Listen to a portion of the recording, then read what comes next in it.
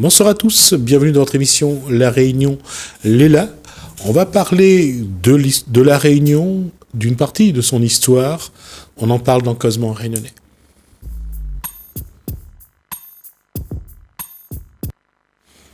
Bonsoir Corinne Salmon-Mareux. Bonsoir. On était resté autour de 1848. Oui, on était resté sur comment la démographie homme-femme s'est déroulée entre le début et jusqu'à l'abolition de l'esclavage. Et ce qui est un paradoxe encore à cette époque, c'est que l'économie donnait la valeur à la femme. Plus elle était rare, plus elle avait de la valeur. Et c'était vrai à partir de 1863, lorsque Louis Payen débarque à La Réunion avec des femmes malgaches et plus tard arrivent des hindous portugaises. Et on arrive à 1848, c'est la fin de l'esclavage. Et cette fois-ci, on va voir que c'est encore un peu plus compliqué. Oui, c'est encore un peu plus compliqué. Alors, je commencerai d'abord par une citation de Cicéron qui me plaît beaucoup. « Ne pas savoir ce qui s'est passé avant que tu sois né, c'est te condamner à être toujours un enfant. » Effectivement. Et c'est une grande plaie des Réunionnais de ne pas savoir son histoire, de ne pas comprendre l'origine même de la Réunion, comment elle s'est créée, comment la démographie s'est créée, quelle est l'histoire de la Réunion et des Réunionnais. Et ce que dit Corinne Salmon-Mareux est d'autant plus important que cette histoire, elle est complexe. Elle est complexe sur ses racines, sur ses origines, sur l'évolution institutionnelle, statutaire. Et que d'être toujours baladé par les autres, c'est clair que ça ne fait pas des Réunionnais des hommes bien ancrés dans leur île, dans leur histoire et dans leurs origines. Et tu parles d'ancrage, Jismi, et tu verras qu'on va y arriver, mais l'ancrage, la difficulté d'ancrage, c'est ce qui fait la Réunion, et c'est ce qui a fait la Réunion d'avant, et c'est ce qui fait la Réunion aujourd'hui. Ça restera toujours la principale difficulté d'attachement à son histoire, et donc peut-être avec une incidence sur l'épanouissement au XXIe siècle, que ce soit des hommes ou des femmes. D'autant plus vrai que les rares analyses sociologiques faites en ce sens n'ont jamais été vraiment dévoilées, parce que on dit toujours qu'un arbre qui n'a pas de racines ne vit pas longtemps. Et puis c'est des pièces de puzzle à mettre dans l'ordre, d'aller prendre un peu partout et de mettre dans l'ordre pour comprendre en fait. C'est une vraie recherche. Et lorsque 1848 l'esclavage est aboli, tout le monde pense que la liberté va apporter vraiment. Non, on va le voir. C'est ça. Je pense que les personnes à l'époque se sont concentrées sur la liberté. D'ailleurs, ils ont bien fait parce que les conditions de vie étaient irrespectueuses. Enfin, c'était très très très difficile. Donc, il fallait cette liberté. Mais effectivement, la liberté a eu de grandes conséquences. La liberté, c'était soit les esclaves acceptaient de retourner dans les champs de canne de leurs anciens esclavagistes, soit ils n'avaient pas de travail. Et ils vont choisir une troisième voie. Oui. Alors, pour rappel, lors de la précédente émission, on a fini l'intervention sur depuis l'origine de l'arrivée des premières femmes, donc en 1654, et ensuite on s'est arrêté effectivement jusqu'à quelle était la démographie entre hommes et femmes une fois que l'abolition de l'esclavage a eu lieu. Donc pour rappel, depuis l'arrivée des premières femmes sur l'île en 1654, il y avait déjà un déséquilibre homme-femme, comme on l'avait vu.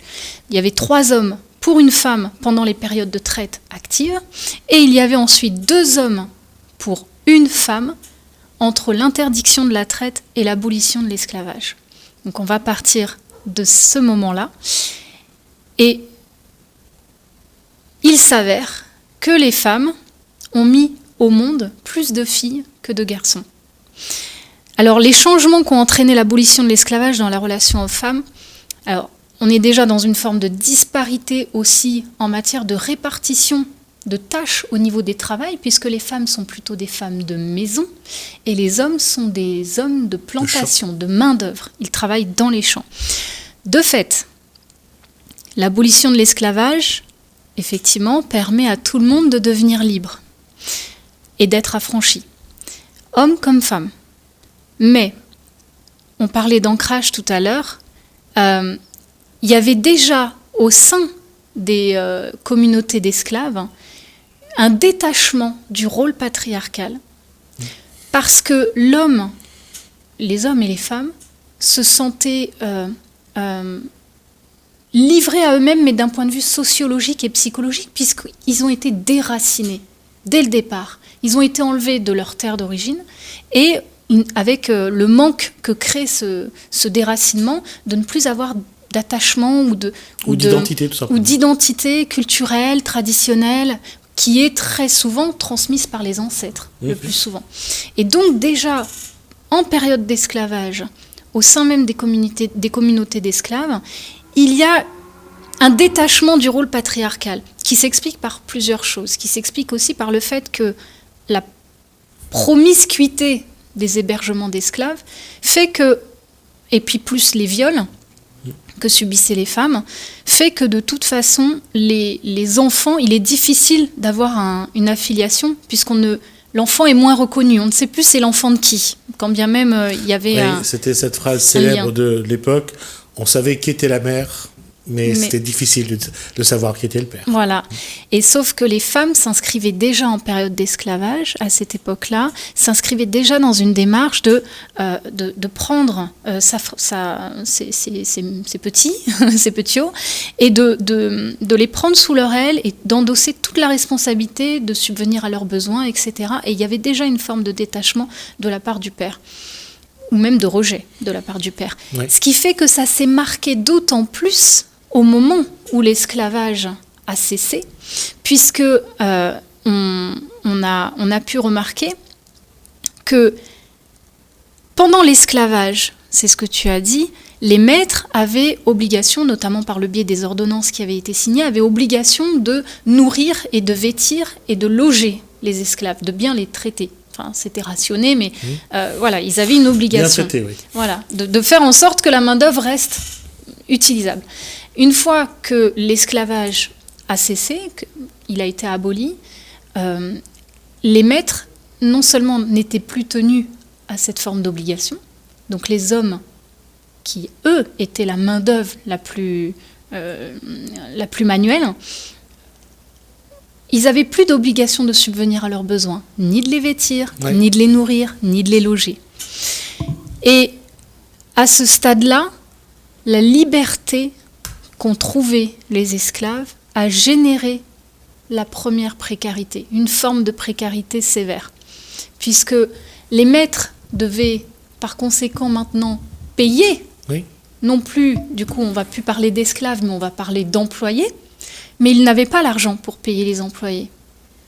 Donc c'est la souveraineté française qui a pris le relais sur certaines propriétés pour payer, pour verser un salaire aux employés. On va juste rappeler qu'à l'époque déjà, lorsque Sadagarriga est arrivé pour annoncer l'abolition de l'esclavage, il a fallu négocier la vente de ces esclaves. Donc c'est l'État qui a déjà payé pour la liberté des esclaves. Ouais. Donc l'État va payer pour qu'ils puissent vivre un peu, quoi. Oui. Et puis les maîtres locaux n'étaient absolument pas d'accord.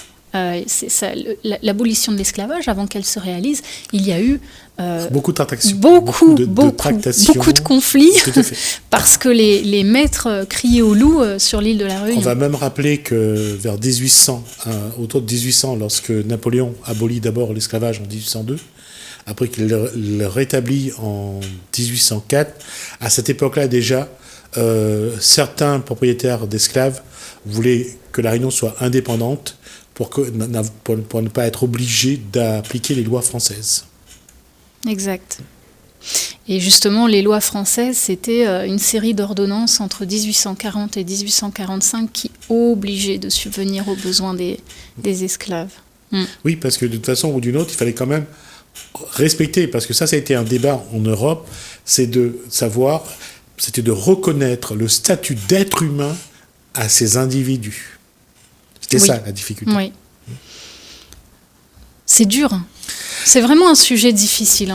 Très difficile. Enfin, moi, ça me touche énormément. Parce qu'il faut accepter que des hommes regardaient des êtres, parce qu'ils étaient noirs, comme des objets, comme du matériel.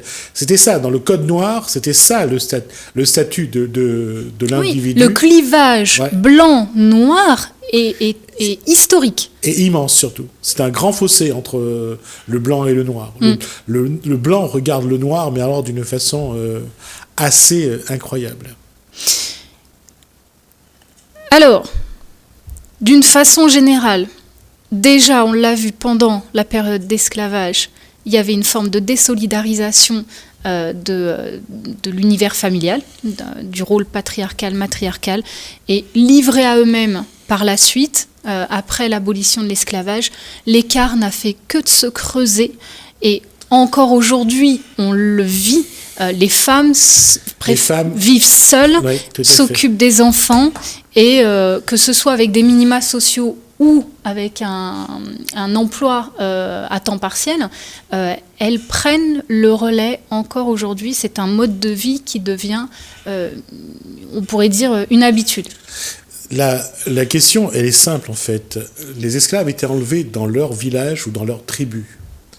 Donc c'était une façon de vivre. Oui, une façon de vivre, et donc c'est brutal. Et cette façon de vivre-là, d'une manière un peu, j'allais dire, ironique, s'est perpétuée.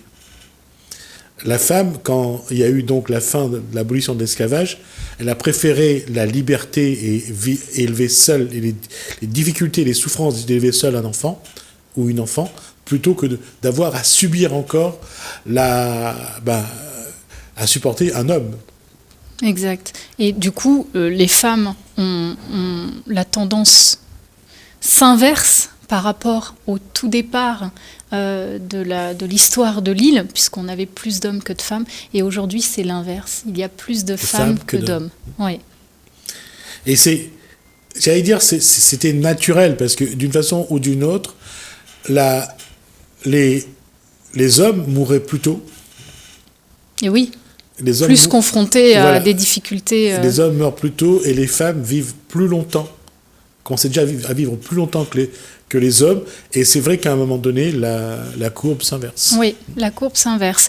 D'ailleurs, si on repart à l'abolition de l'esclavage, on a ensuite, 100 ans plus tard, la Réunion qui devient un département français, donc en 1946, et le mode de vie s'occidentalise. Donc là, on rentre dans une ère de consommation. Les métiers se multiplient dans le secteur tertiaire, et les familles cherchent de plus en plus un cadre de vie plus équilibré, comme en Occident, avec des mariages. Il y a une chose quand même qui change par rapport à la métropole. Parce qu'à la métropole, déjà, il y a une évolution. La classe moyenne est beaucoup plus forte, plus présente. Et comme c'est l'Église qui gère encore je dirais, les valeurs familiales et les valeurs sociales, donc les mariages, même si l'un trompe l'autre, hein, je veux dire, mais le cadre familial, c'était un homme, un père, une mère et des enfants.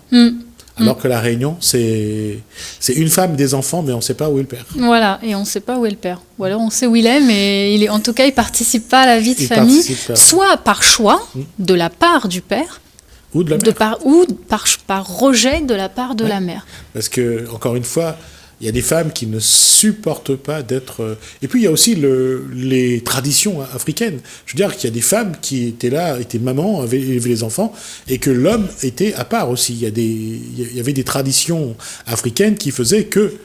Et certaines femmes, je pense que dans les héritages génétiques et tout, ont gardé ces valeurs-là. On gardait ces valeurs-là, effectivement. Et c'est ce qui explique que la femme réunionnaise a plutôt tendance à être maître de la situation, maître des finances de la maison, maître de l'éducation des enfants. Elles prennent beaucoup de responsabilités et au final, l'homme, alors soit il disparaît, ou soit effectivement il n'a pas une place qui pourrait satisfaire sa virilité, ou parce que c'est aussi un gène, enfin c'est aussi un ancrage génétique de devoir être l'homme de la maison, l'homme de la situation, d'avoir des responsabilités, d'être un pilier familial. Sauf que l'histoire des Réunionnais ne permet pas cet ancrage-là que l'homme soit un pilier. C'est plus souvent le contraire. Oui, parce que et puis il y a aussi quelque chose que, à l'issue de l'abolition de l'esclavage, qu'il va falloir prendre en compte, c'est l'immigration qui continue à La Réunion. Les différents peuples continuent à enrichir les composantes de la société réunionnaise, et c'est aussi le choc des cultures. Les Réunionnais d'origine chinoise n'ont pas la même façon de vivre que les descendants d'esclaves. Les familles musulmanes, la communauté musulmane a des règles que n'ont pas les Réunionnais qui sont de confession chrétienne. Donc ça fait quand même un choc des cultures. Alors un choc culturel ou une grande mixité finalement par rapport au mélange des origines. Et encore une fois, on l'avait dit précédemment, mais la Réunion, c'est vraiment le territoire qui est alors privilégié ou pas, mais en tout cas aujourd'hui, il est l'exemple. Au niveau de la métropole, on est l'exemple même de la tolérance entre différentes religions et différentes cultures, mais là aussi on peut le marquer par le fait que l'histoire de la Réunion a amené à cette tolérance finalement, puisque dès le départ, les esclaves et même après l'abolition de l'esclavage, on avait déjà cette mixité culturelle et mixité des origines, et c'est ce qui a créé un fort métissage sur l'île, mais aussi avec des conséquences où les données, en tout cas, qui sont recensées, montrent qu'il y a plus de violence intrafamiliale et conjugale à La Réunion que dans d'autres communautés, et comme tu l'as dit, asiatiques par exemple, parce que leur mode de fonctionnement de la famille, de l'éducation ou des traditions est totalement différente. Et pour le dire ainsi, je veux dire, quand on regarde dans la classe moyenne, les parents frappaient volontiers les enfants. Et là, je peux vous assurer qu'on a eu quelques exemples. Et là, à l'école, prendre des coups, c'était normal. Le prendre des coups à la maison, c'était normal. Et quand un parent prenait le fouet ou le nerf-bœuf pour corriger l'enfant, martiner. C'était quelque chose de naturel. L'enfant ne pouvait que se soumettre. Oui, c'était habituel. Oui.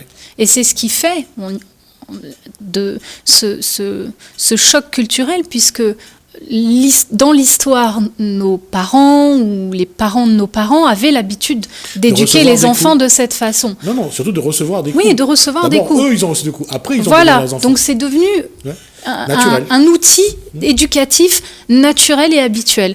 Et au fur et à mesure, on est en train de le décliner, mais pas pour tous, puisqu'on a encore des racines différentes sur le territoire, je veux dire. Chaque famille qui est sur le territoire réunionnais a des racines différentes, donc ne sont pas nés du même côté, et il y a ceux qui frappent et ceux qui ont été frappés. Et ça génère encore des habitudes aujourd'hui, on le voit encore aujourd'hui au XXIe siècle.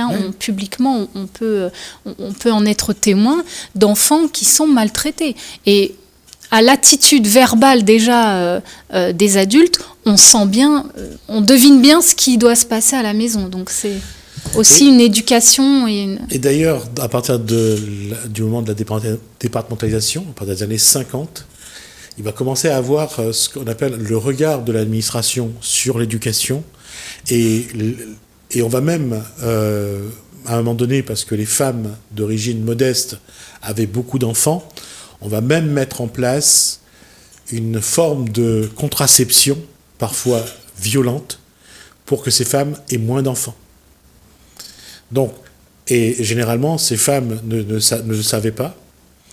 et vivaient ça après d'une manière, lorsqu'on parle de violence intrafamiliale, une femme qui d'un coup ne peut plus enfanter est déconsidérée aussi bien par elle-même que par son conjoint, mari, que par son environnement. Et ça crée aussi des départs de violence. Ouais. En tout cas, on aura l'occasion de revenir sur ces éléments-là et revoir qu'à partir de 1946, la politique familiale, parce qu'il va y avoir une politique familiale. Mais le problème, c'est que si on creuse un peu, et je ne dis pas creuse parce qu'il va y avoir les enfants de la Creuse après, mais on va voir que tout n'est pas honnête, tout n'est pas sincère, et que les plus pauvres vont subir les lois, pas de la République, mais de certaines personnes qui croient qu'il faut contrôler la démographie chez les personnes les plus pauvres. Et je terminerai sur...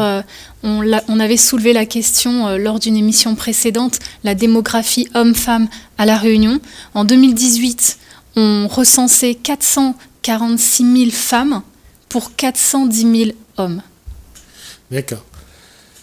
Je dirais que c'est une bonne nouvelle pour ceux qui sont seuls. Non, tout âge confondu.